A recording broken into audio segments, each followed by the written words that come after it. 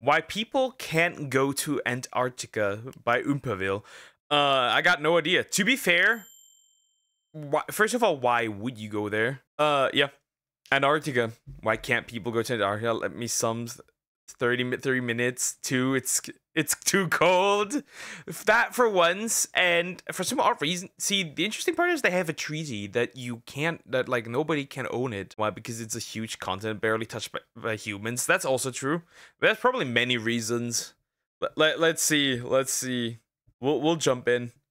There's a place on Earth that you're not allowed to go to, a continent that is larger than the United States and Mexico combined, where stepping foot there without permission can land you in prison, can get you a good ass whooping. It's not a military base. True. I remember that a guy flew to Antarctica and then wasn't allowed to leave. If I remember correctly, that was a thing that happened. It was just, I think it was a guy trying to visit every continent that included Antarctica, and he was then detained. It's not a government facility, it's an entire continent. It's Antarctica.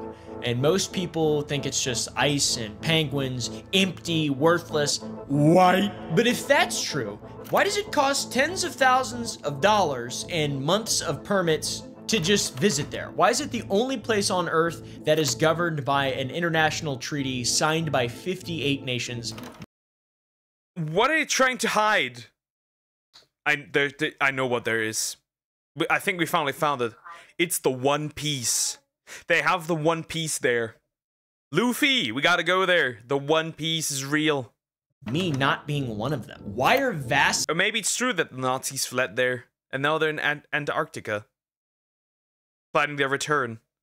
Sections of it blurred out on Google Earth. Why is that? Something is not adding up here. I stink. I mean, I smell something that stinks. For over a century, explorers could visit Antarctica freely. Scientists mapped its coastlines, governments claimed territories, and even tourists just took expeditions there to explore. Then suddenly, in 1959, everything changed. The Antarctic Treaty... Who knows what... Genuinely, why did this suddenly change? What the fuck did they find? Maybe they found resources that nobody's allowed to touch because it would, I don't know, create war or whatever. Was allowed to leave. They got igloo jail thingies, probably. Hi Zoom, how you doing? Hope you're doing good. Invention, think you save yourself from the cold with ice building. True. But they somehow knew that this would work. Locked down the entire continent under the most restrictive international agreement in human history.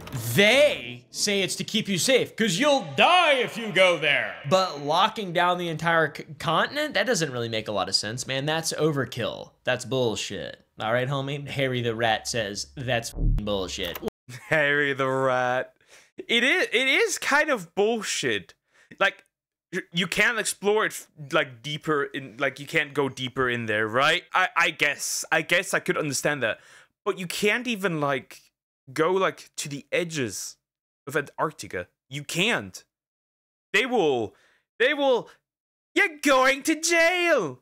Whatever's down there, whether it be treasure, technology, or some kind of truth that we're not ready for, someone decided that the rest of us don't get to know. We don't get to know, I don't get to know. I get to speculate, and I get to talk about it and have a lot of fun talking about it, but, you know, you just watch this video. Anyway. I have a conspiracy theory, chat. That's why they want to stop climate change, because if the ice melts, we'll find out things that we're not supposed to find out. That's what it is. I knew it. Buckle up. We're prying open the coldest lockbox on Earth. Antarctica.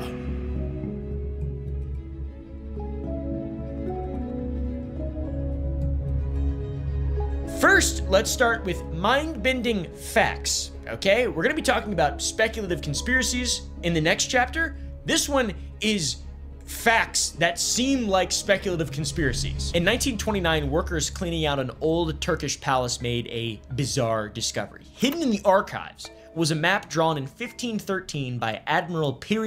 Ooh, we had old maps. I remember that. I've heard of that. Reese. You've probably heard of him. He's very famous. It's not a obscure conspiracy document that's dated somewhere when it's not supposed to be dated and all that. It's real. It's in a museum, and it shows something impossible, okay? It shows the coast of Antarctica 300 years before anyone supposedly discovered it. How? But wait a minute. Wait a minute. What?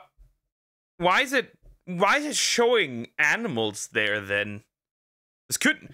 Why did he draw animals there? Like, these don't look like animals that would live there. Wait a minute. Huh? Weird. Odd. Very odd. Huh. 1929. No, I've heard of no one from then. Interesting. Okay, it shows the coast of Antarctica 300 years before anyone supposedly discovered it.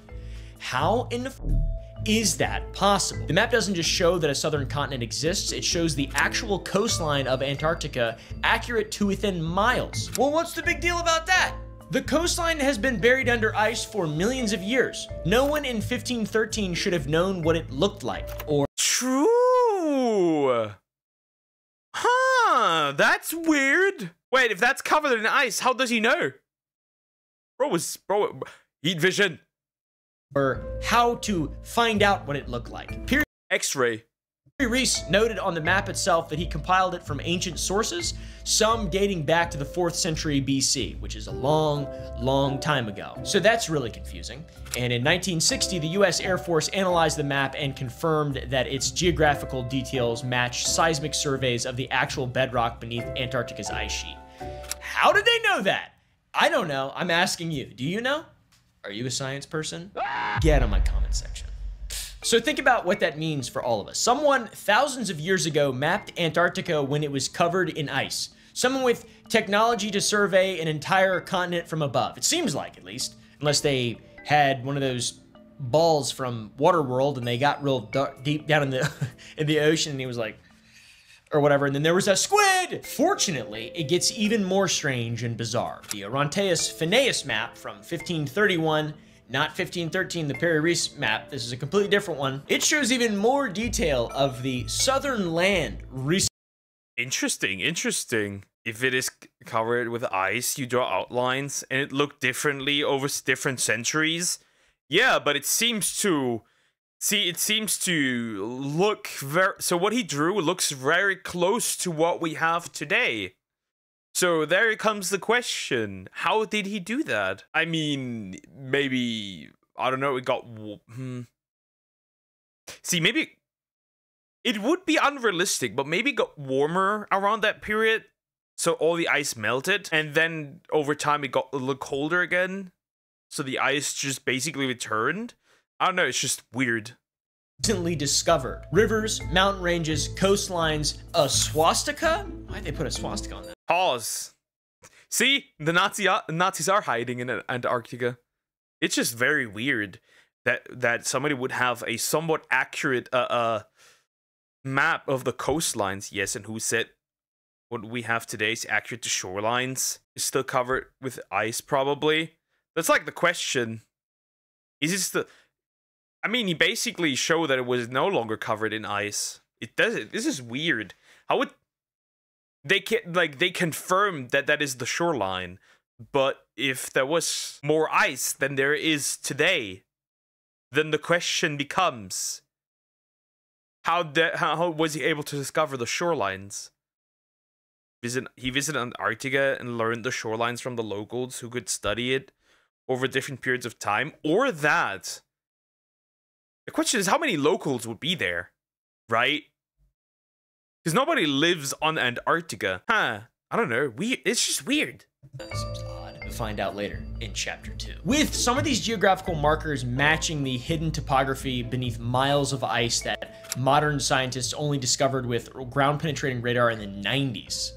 How the fuck did he manage to do that? Well, it can't...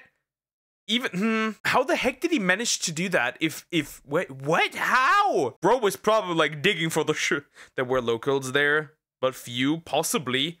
But they would have, like, the question is, right? Let's say there were locals there. Why did he make his own map then? Like, the map could have just been, like, from a local then. That's, like, the question. And he could have just gotten the map from them then. The smallest minority of human population somewhere, I guess. Or that, But let's say there was no humans there. That would logically mean that there was less ice around that period than there is now that we can't see. Huh. Interesting. How?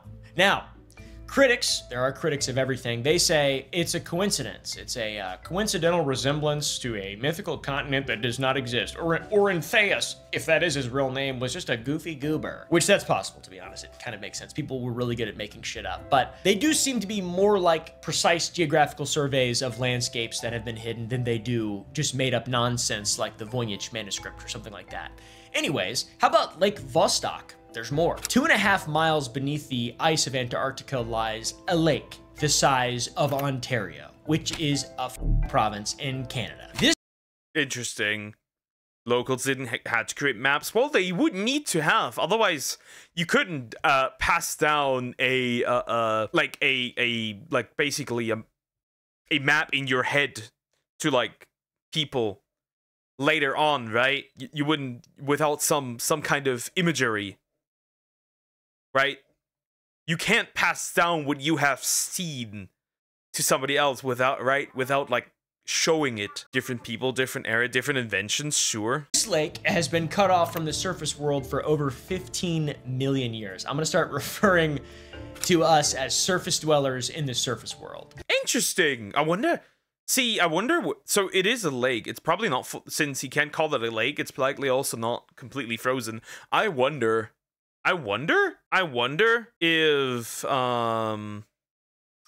if there's animals down there. Lake Vostok, not speculative at all, it's real. Russian scientists spent 20 years drilling a hole to reach it.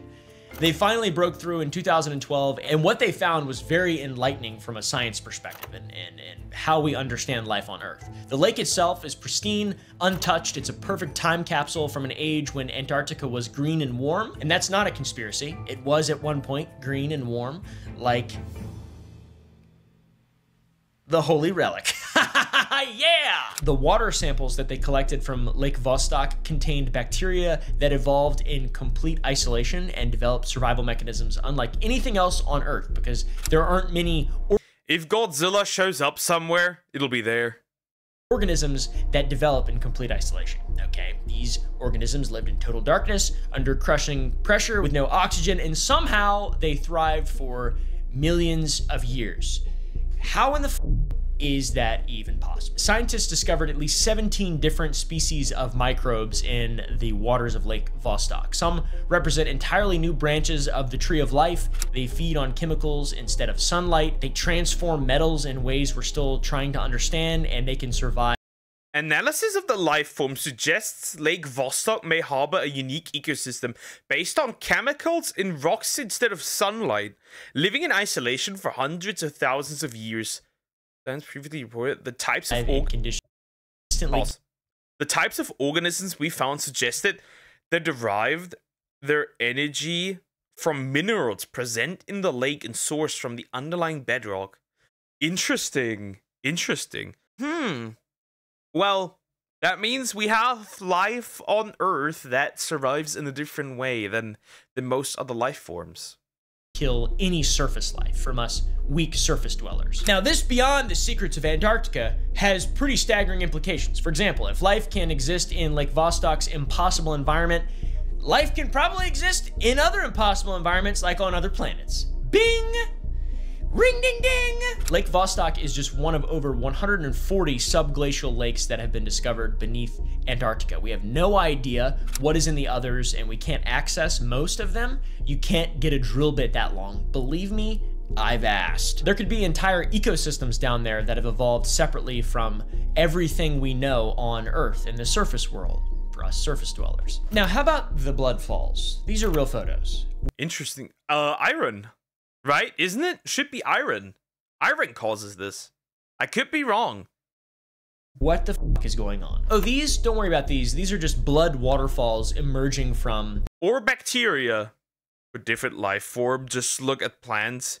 We can't deny they are alive. Obviously, plants are alive. And so it's either iron that I've heard of that may turn water red, or it might be some bacteria or algae. I think algae has capability too, but is there really algae in that cold area? glaciers. It's just a normal thing, guys. In Antarctica's McMurdo Dry Valleys, which if McMurdo rings a bell, you've probably seen The Thing, my favorite movie of all time, and my recommend. Great movie. The Thing is awesome.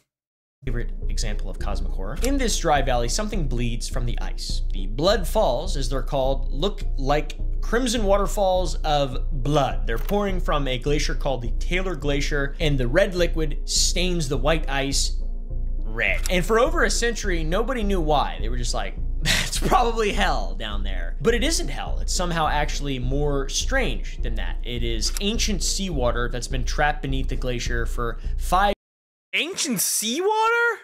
So it is bacteria. Huh.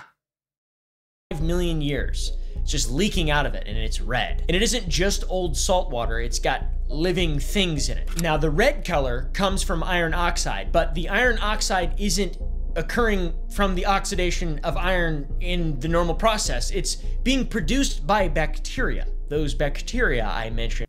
So it is. So it can't be iron, but here it is bacteria. Velvet vine, wine, snow, true and real. That have strange interactions with metal. They eat the metal, they feed on the metal, and then they produce iron oxide. How? Why? What in the heck? Oh. Again, interesting that bacteria like that can exist. Then realistically, bacteria can survive in many absurd areas. I mean, think about it. Technically, a rocky dead planet technically could have bacteria if they're at least. So one thing we have in common here is liquid, old gourmet wine water. So all we technically need for what we can see now is water. Then they could survive in impossible scenarios. Like, the fuck are these guys doing? Eating metal? These little rascals have also been sealed in complete darkness for millions of years with no sunlight, no oxygen, and no connection to the surface world. And somehow they've just survived down there and created their own ecosystem where they can transform iron into sulfur compounds and use that for energy. The process by which they're doing this, scientists are still trying to understand. To be fair, they're really far away and hard to get to, so it makes sense as to why it's so difficult. So yeah, that's unbelievable. These things use sulfur and iron to live, and they don't use the sun. They would also probably die quite quickly when you would remove them from their original place, considering that probably there would be some issues with existing sunlight for them being like the underground dwellers. Like everything else that lives, they're chemosynthetic extremophiles is what they're actually called if you want to Google those words. I promise you won't get put on any lists. I made it plural. I said lists. Okay, that's right. Lists. No, lists. I can't say that anymore. I don't like that. So yeah, a little blood coming out of the ground, no big deal. Scientists have also detected massive geothermal activity beneath Antarctica that doesn't match any geological model of the continent as well. Published research shows that heat So we got volcanoes down there too. Huh.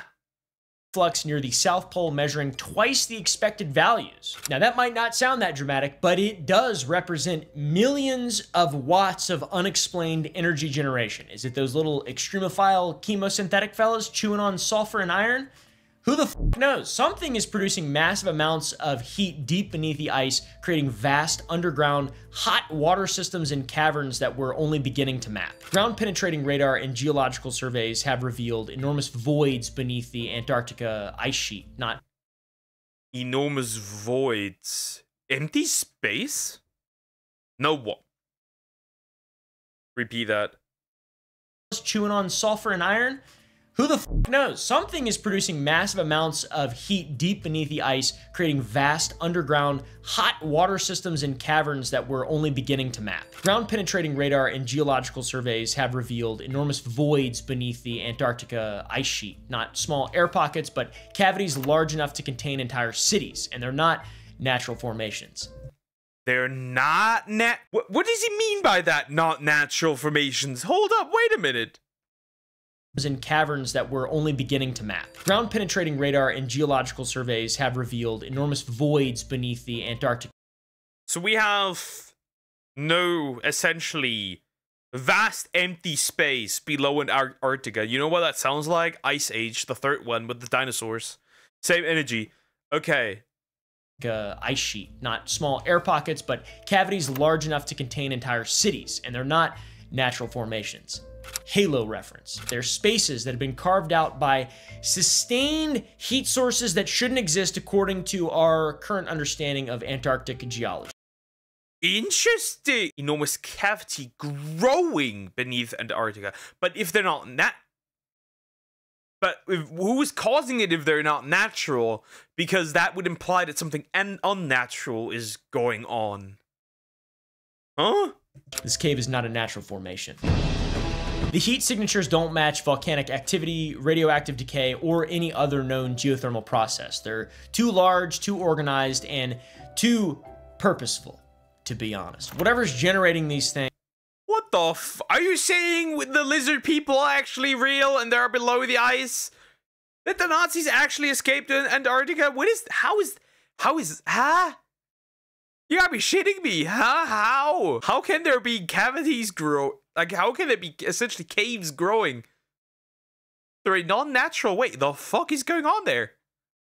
This heat, it's been active for a very long time, and it's quietly reshaping the subworld, Antarctica from below. Okay, guys? That's a bit conspiratorial, but something is going on in there, and we don't really know exactly what it is because it's so far away and so deep down there. And recent satellite measurements show that ice is melting from underneath at an accelerating rate, which isn't due to climate change. It's from an internal heat source that science is having a difficult time explaining, which, by the way, is how science works. That's very normal. Or it's because it's an alien under there. What the f? Haven't you seen? The fucking dinosaurs evolved. Like, non-explainable. Like, if it's not volcanic activity, how do you explain ice melting? How do you explain increasing heat?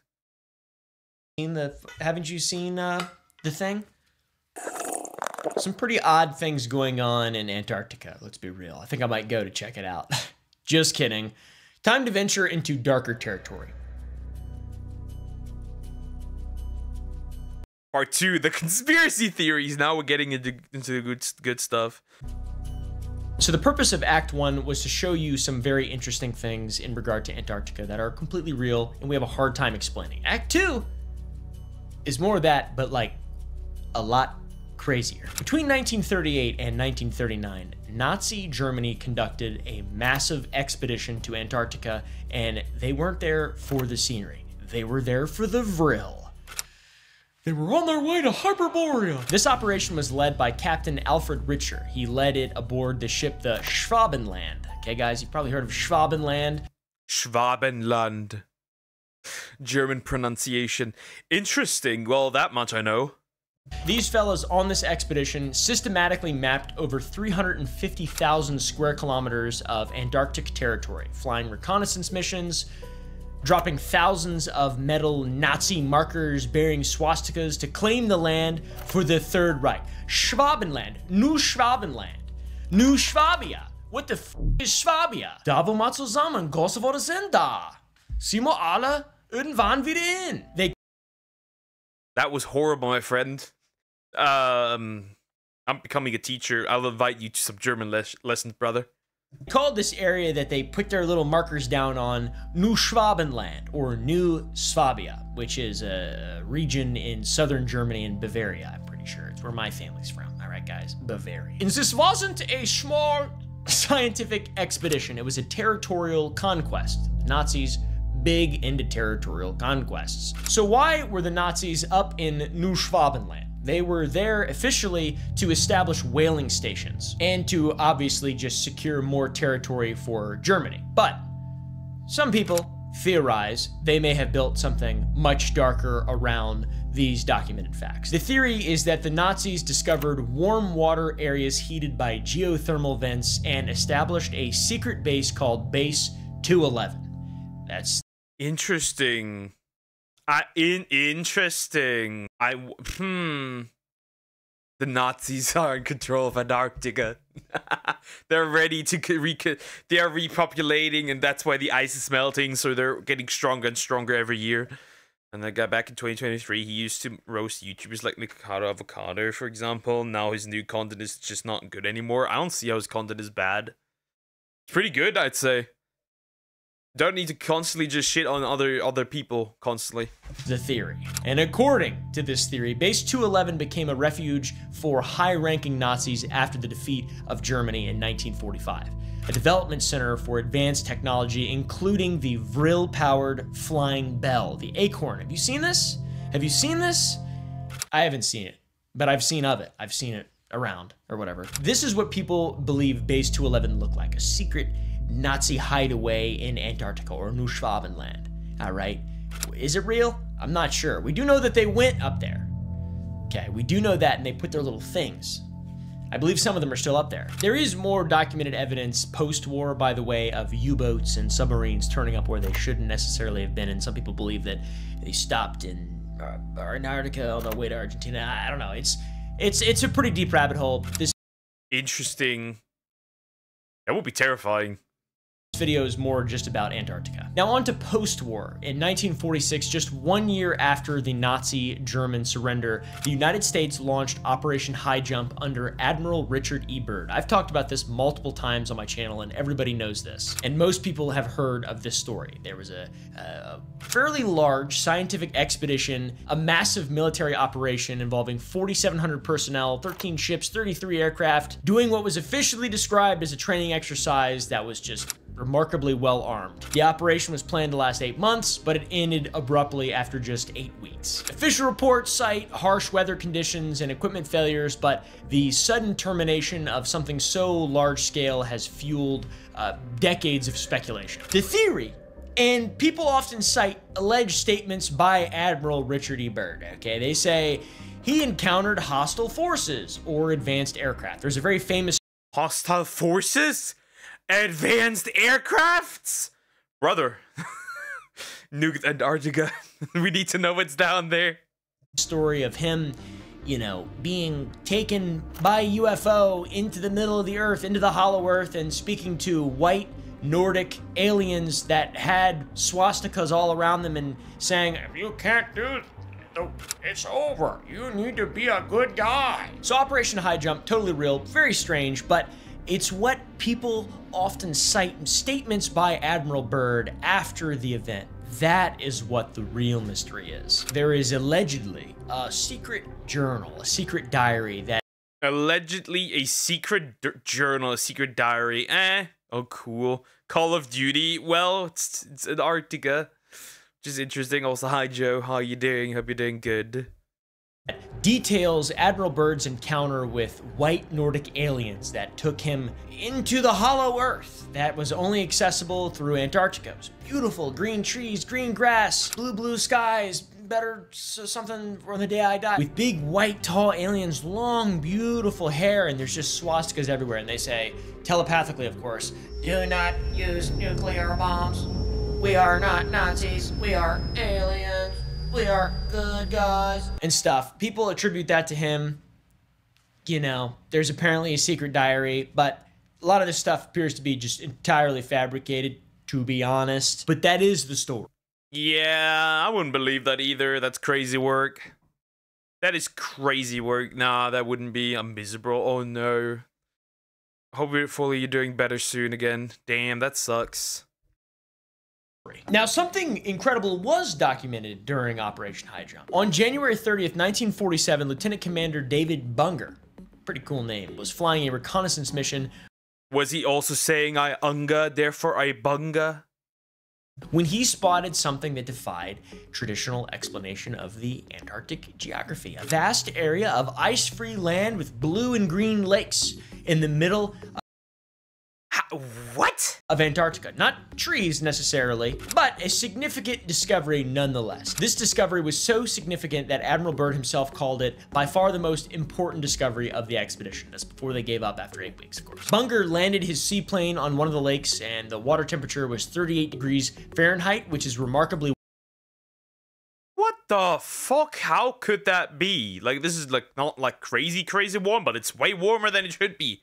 Warm for Antarctica, and the lakes were filled with colored algae, and the surrounding area contained flowing water and a landscape that none of them had ever really seen before, and Bird described it as looking like a landscape on another planet. Here's pictures of it. So it's called Bunger Oasis. It's a real documented photographed area, and it has a warm ice-free zone, one of the very few in Antarctica.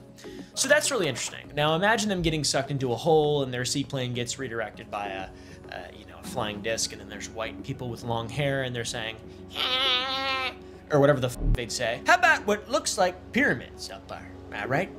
Very strange. Modern satellite. I mean, pyramids would be crazy work. That would be crazy work.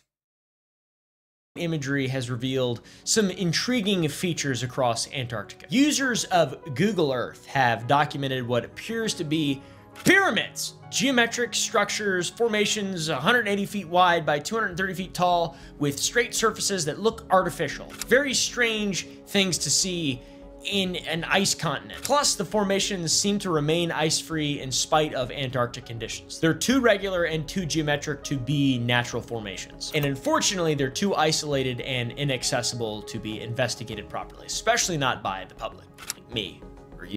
I mean, sure.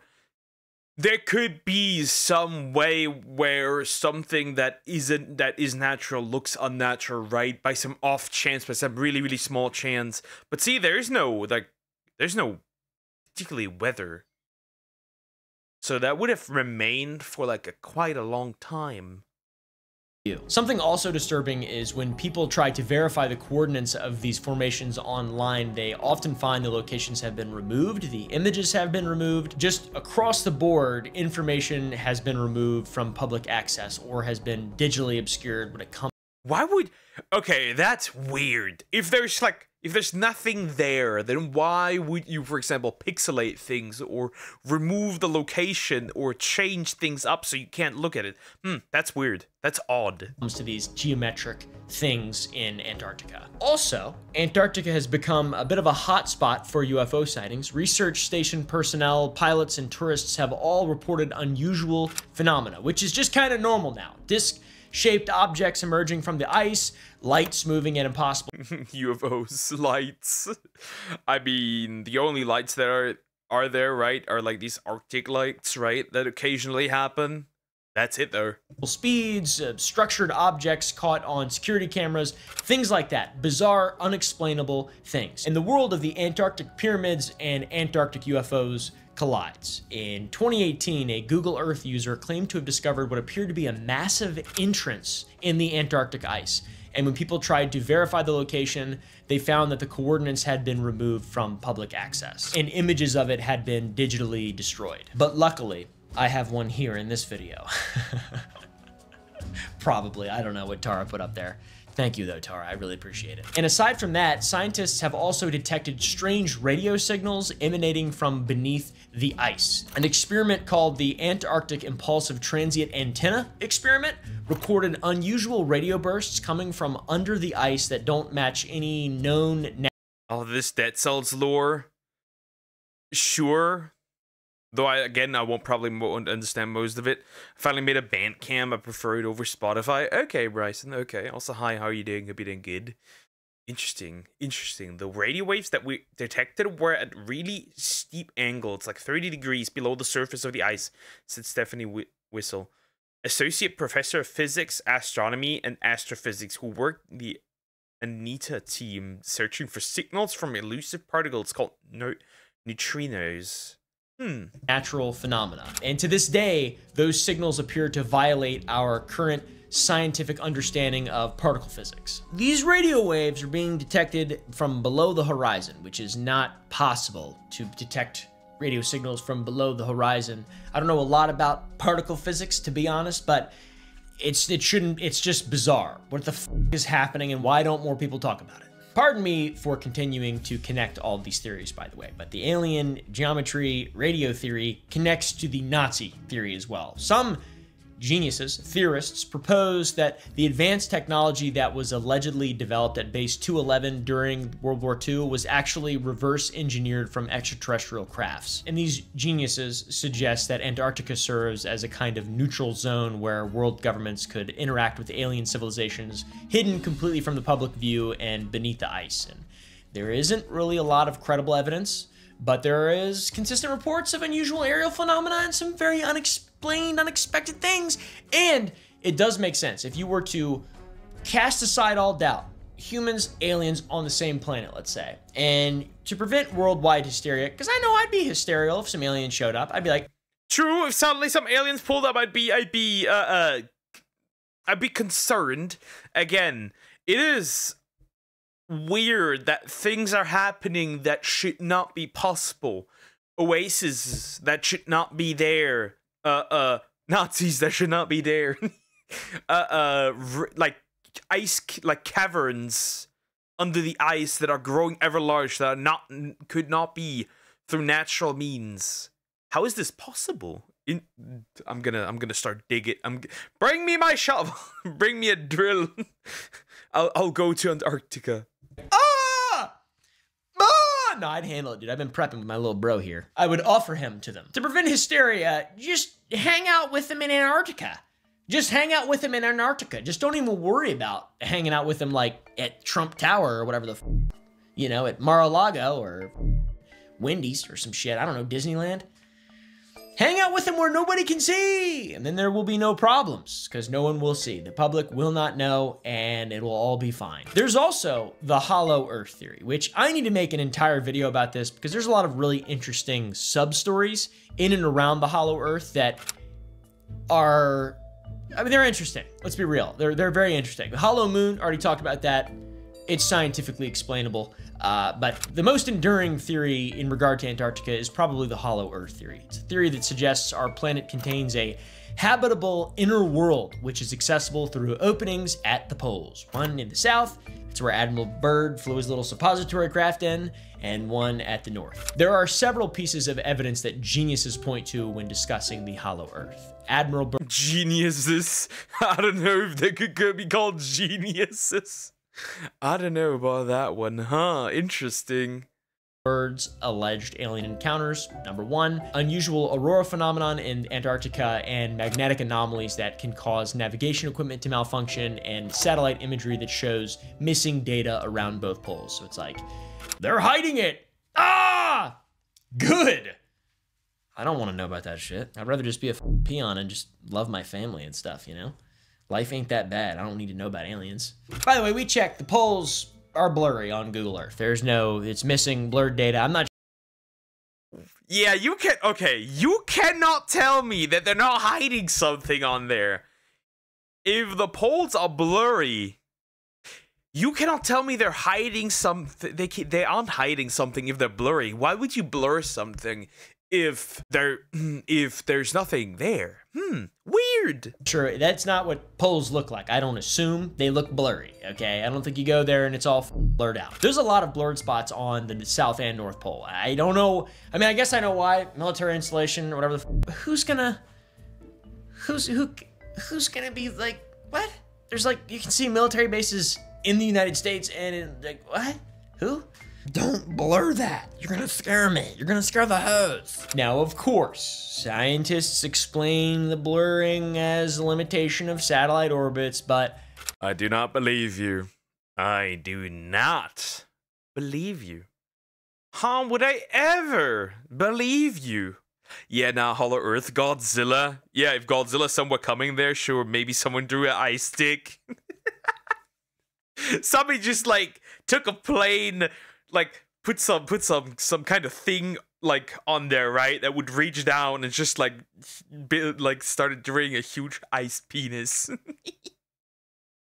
With like hair and shit.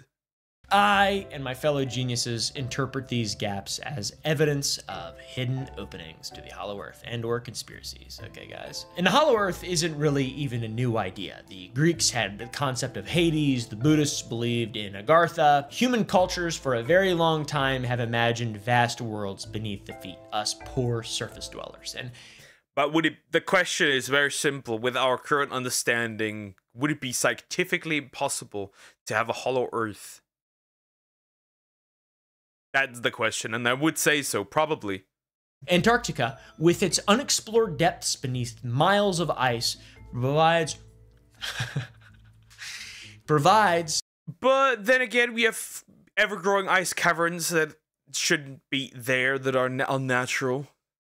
The perfect canvas for this dream, this hidden world of monsters or whatever. So the Nazis went to Antarctica. Operation High Jump really happened. Satellite imagery shows missing data on the visual appearance of Antarctica from the satellite view. There is things that defy particle physics and our understanding of it in terms of hearing radio waves. Ding, ding, ding, ding, ding. Lots of weird stuff going on. There's also the ice wall theory, which I think deserves its own video, because that is like... Yeah, that does definitely deserve its own video. And Super Earth.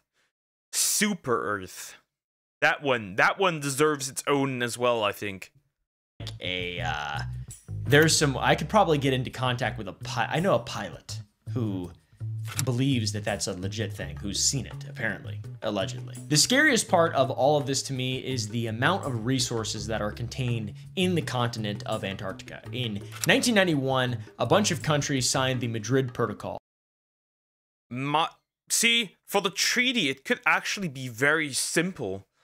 Countries are not allowed to do anything there because the resources would likely create wars. Maybe they have an explanation for that somehow, but it's weird. And that protocol banned all mining in Antarctica until 2048. And that's just 23 years away. And when that treaty expires, a vote of 75% of signatory nations could potentially open Antarctica up for resource extraction. So a lot of the caginess and secrecy and desire to go there makes more sense when you consider the following. Antarctica contains an estimated 200 billion barrels of oil, which is more than Saudi Arabia. Its mineral wealth includes gold, platinum, rare earth elements, neodymium, little tiny alien bacteria that can turn iron into sulfur and iron oxide. Plus, coal reserves there dwarf our existing deposits, and Antarctica holds 70% of the world's fresh water locked in ice. It's an unbelievably valuable source of resources. It's potentially priceless. So there's the preventatory measure of the Madrid Protocol, and on top of that, current extraction costs make it economically unviable to utilize Antarctica for resource extraction, because if it was real, you know, it's gonna happen eventually. But why is there a massive military presence? Why are there nations positioning themselves for 2048 if resources aren't even accessible? Why do people care so much about Antarctica, aside from it being a desolate place? Ice Nazis. That's why they are fighting a war over there. They're fighting a war against the Yeti Nazis, and that's why there's so many military presence, and they're losing. And them wanting to do experiments up there for desolate stuff. Why? Why not just do it in my backyard? And pay me something. I'll let you do it if you pay me. It's not nearly as cold in my backyard. Just come on. I'm kind of the Clint Eastwood of conspiracy theories. You want to know why? Apparently the year that Brokeback Mountain came out, it was reported that Clint Eastwood hadn't actually seen the movie, therefore he would not vote on it, which would eventually prevent Brokeback Mountain from receiving a nomination for Best Picture of the Year at the Oscars, you know? And much like Clint Eastwood, I also don't want to spend my professional time watching men kissing. Just kidding. It's my favorite thing.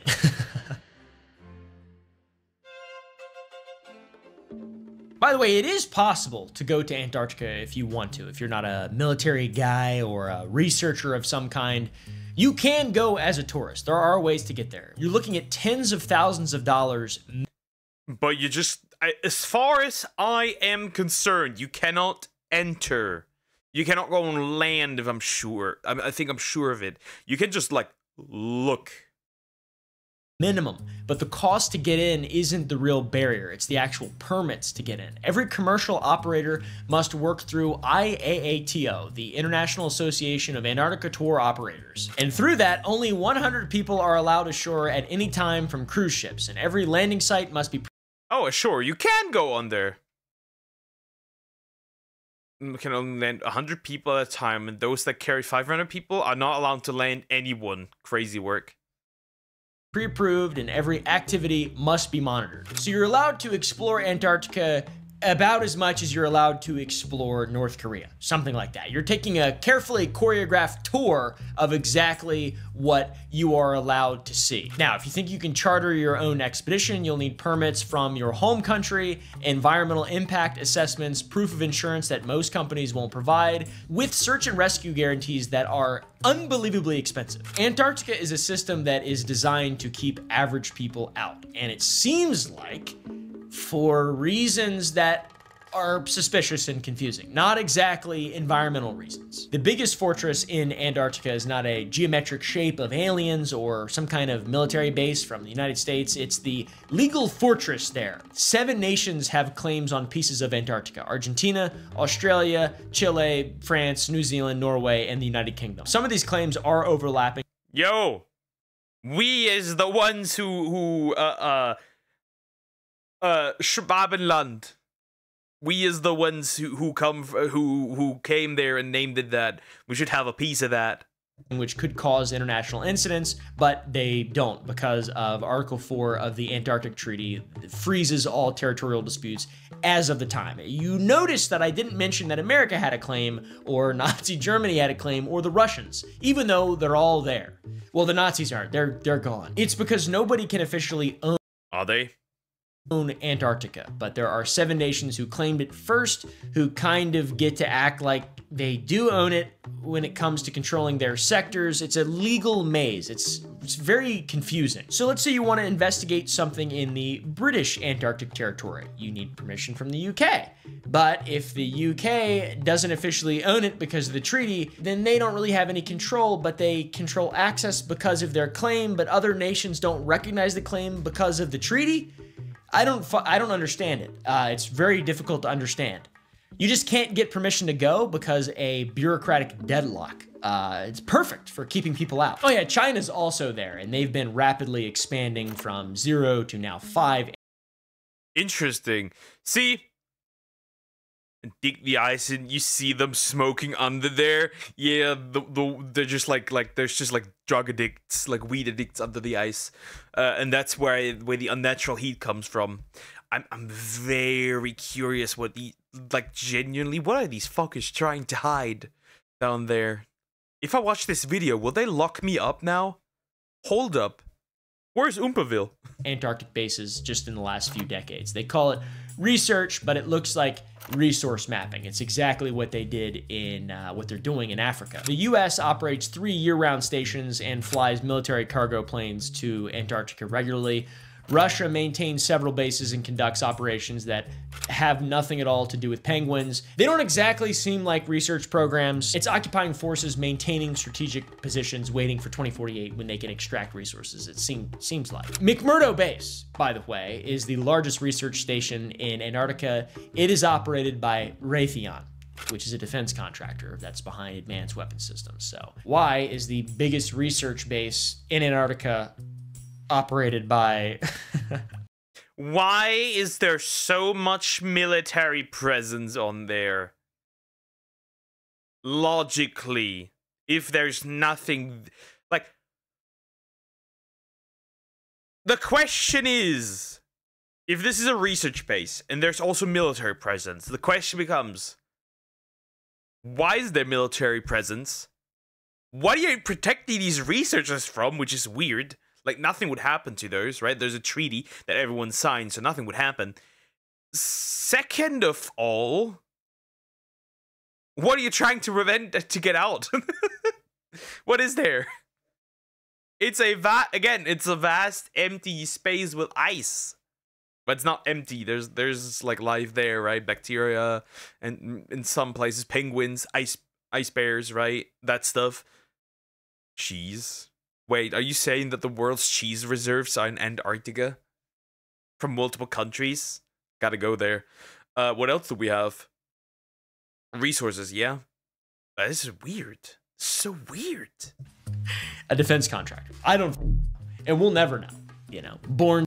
What are you defending? Who or what are you defending people against?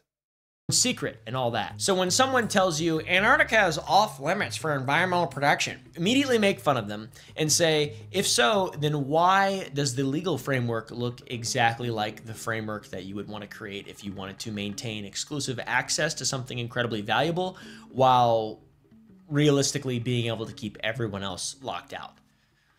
Ask them that and do it in like a mocking voice. Antarctica is not protected by international law. Antarctica is controlled by international law, the globalists. But unfortunately, if you do make fun of them, you might have to hear a witty retort. They're gonna say something like this: Antarctica isn't actually just another continent. It is a living climate control system for the entire planet. Antarctica contains, like the guy in the video earlier mentioned, 70% of the world's fresh water locked in ice. And if that ice were to melt, global sea levels were to rise, and if the Antarctic weather were to shift, the entire planet would feel it. Plus, the ecosystem in Antarctica is incredible. I mean, this would not just rise, like, not just the sea level would rise, right? This would probably damage salt water. I don't know how much fresh water there is. It could be damaging, though, to life that lives in our oceans. They're hiding NGNL season 2 there. Maybe. They're hiding I don't know. They're hiding my Life 2D model there. Incredibly fragile. For example, a single footprint in the wrong place could remain visible for decades, and the continent hosts tons of unique microbial communities that have evolved in isolation for millions of years, potentially holding keys to medical breakthroughs that we haven't even been able to imagine yet, nor access in any other part of the world. Of course, it's a valuable area that governments around the world take very seriously because they have, you know, the right things in mind. They actually want to take care of the people, and Antarctica has some breakthroughs. They might say that to you, and then you can just hit them with one of those, and they go like this. Realistically, though, even small-scale human activity can devastate different colonies of creatures, penguins and seals for that matter. Plus, the introduction of I do not care. If I see a baby seal, I'm taking that motherfucker home. If I go to Antarctica and I see a baby seal, I'm taking that fucker home. That is mine now. If it is friend-shaped, I will take it home as a friend. I don't care. You're gonna be abducted from, like, your seal mom, and I'm like, you're gonna be my pet water dog. Native species, which humans love to do. Even microscopic ones could be catastrophic for ecosystems that have no natural defenses. And because Antarctica is so isolated, it's, you know, that is very realistic. And when you take into consideration that Antarctica is arguably the most hostile environment on Earth for human survival, I don't even know about the Epstein files are in Antarctica. Accurate. They might actually be there. The way they're protecting Antarctica, possibly. Who knows? Maybe Epstein himself is there. Actually, his death was just faked. Arguably, I think it is. We're talking temperatures of minus 120 degrees Fahrenheit and 200-mile-an-hour winds and blizzards that last for weeks. The combination of that extreme cold, hurricane-force wind, and complete whiteout conditions year-round can create situations where rescue of a person can become impossible. For example, in 2013, a Russian research vessel was trapped in ice for 10 days, and it required an international rescue effort that cost millions of dollars and put dozens and dozens of lives at risk. And those are professionals. So imagine if they let your hungry ass up there. That's not theoretical. People die in Antarctica regularly, and the logistical challenges of just operating there are staggering. So there's plenty of realistic reasons aside from all the fun ones. So anyways, think what you will about Antarctica. There is definitely valid reasons to not go there. And there are some more suspicious reasons in mythology and lore that surrounds it that's Very interesting. And it is inarguable that Antarctica is incredibly valuable, and the continent contains billions of barrels of oil, mineral deposits, and 70% of the world's fresh water. All incredibly important things, and important things make governments lie and do weird shit. So anyways, see you guys in the next video. Go to sour.gg, buy some candy. Our brand new Rocket Pop flavor with Tropical Storm, which is our most sour flavor ever, is now available with 2 other flavors of Lil Guys. Go to sour.gg, buy today, and go to the Gump Club to watch this video. Anyways, so here's what I believe. Option number 1. Nazi Yetis. That's the first thing. Gonna go order something to make this day a little better. 10 minutes max. Take care and get some food. So okay. Nazi Yetis. Nazis. Aliens. Epstein files. Lizard people. The fucking dinosaurs from Ice Age. What other options are there? I don't know. Weird special versions of humans under the ice, because why is the ice melting under the ground? They have no explanation for it that is natural. And we have weird radio signals down there that should not be normal. Hollow Earth, or who knows, maybe fucking Goku is down there, maybe the fucking Saiyans are down there. Who knows? I'm gonna capture a baby seal now. Anyways, like, comment, and subscribe.